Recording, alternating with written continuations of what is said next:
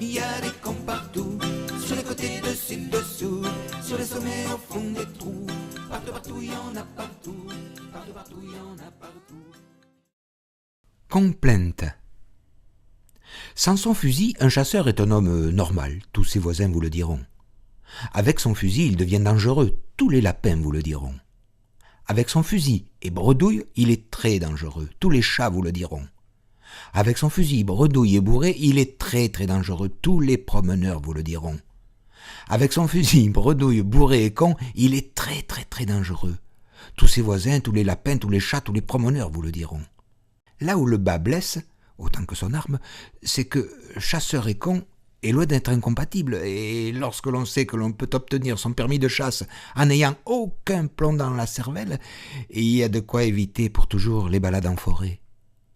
Un conseil, lors d'une promenade en sous-bois, ne jamais siffloter pour annoncer votre présence humaine, car les oiseaux sifflent aussi. Le monde opposé, défenseur absolu de la race animale, est tout aussi inquiétant. Ceux qui, pour sauver un moustique, sortent la grosse Bertha et n'acceptent l'assassinat d'une vache que si elle finit en steak dans leur assiette. Voici une anecdote véridique sur le sujet. Dans un festival de dessin d'humour, j'eus l'honneur d'obtenir le premier prix pour la lutte contre la malbouffe, dont le trophée n'était pas moins qu'un véritable petit cochon de race cul noir. Animal que je rendis quelques minutes plus tard à son propriétaire en échange de sa maman qui, sous forme de terrines et multiples pâtés, croisa le fiston. Durant l'échange, la truie ne reconnut pas son fils tant il avait grandi et le petit ne reconnut pas la mère tant elle avait réduit.